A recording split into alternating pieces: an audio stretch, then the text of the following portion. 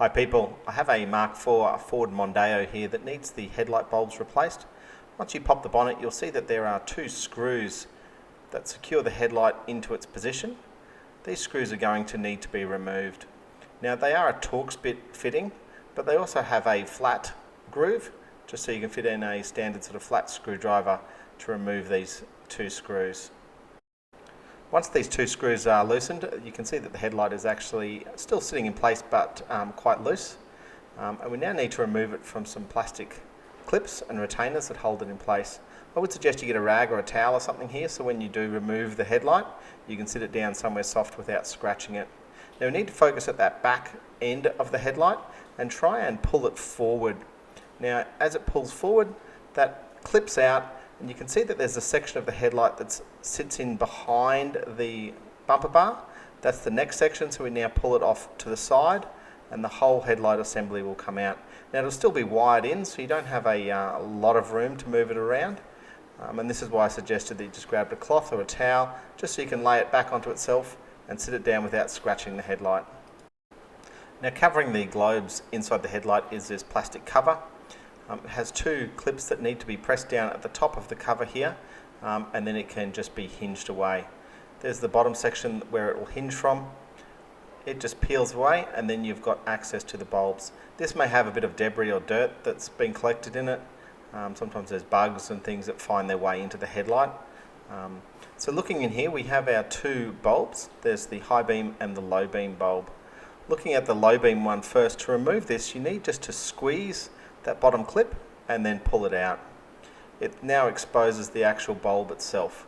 The bulb can just be slid straight out of the housing and then thrown away and replaced. When fitting the new bulb, make sure that you haven't touched the glass section of the bulb. The oil of your fingers can actually cause the bulb to crack as it heats right up, and you'll be doing this again shortly. Make sure that that notch of the new bulb is located hard up against the plastic bracket there.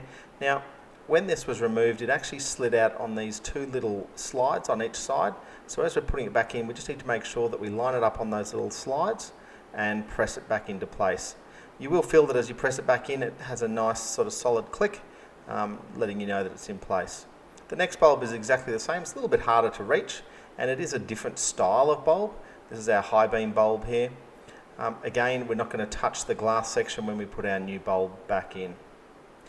This one sits back into place, and again the little slots on that connector and clamp have to be slid in the correct way, and then it can lock into place. Now this clip didn't cooperate, and for the next minute or so I had to play around getting everything lined up. Once it fitted in place, it just clipped how it should. Now the next bulb we have here, sometimes a set of long nose pliers will be easy to reach in and grab it. It is just sitting into the housing and pressed in there fairly tightly, but it's just hard to reach. It's just a blade type bulb. These don't operate at the same temperature of the headlight bulbs, so if you do touch them it's not a big concern, but you just try not to. This one didn't need replacing, so I'm just literally slipping it back into place. And the last bulb that we have in here is the indicator bulb. It's probably one of the easiest to replace. It has its own little housing. It just turns off, and this is just a typical bayonet fitting. Just press down and turn and that bulb comes out. Again, this one doesn't operate at the same sorts of heat as the headlight bulbs do, so if you do touch the glass, it's not such a serious issue. Now with all the wires tucked in and out of the way, it's time to refit the cover. Notice it does have a soft sort of foam seal. Make sure that that's in good condition. The bottom of that cover just slots in, and the top two clips will clip in shut once you've pressed it into place. Okay, now to reinstall the headlight, just note here that there is a plastic sort of tab on the bottom of the headlight assembly that has a slot in on the body that it slides into. You can't see this as you're putting it back together, but you will feel when it falls into place. Now this end of the headlight needs to fit in behind the bumper bar, so we slide that end in first, lower it into place, and then begin to slide that back in towards the body. Now you will feel when it clips into place. You shouldn't have to force anything here, and you'll see that the two screws are then lined up. Perfect time to check these bulbs before we screw it into place. You don't want to have to redo any work if you've missed something there. Now's the time just to screw it back into place.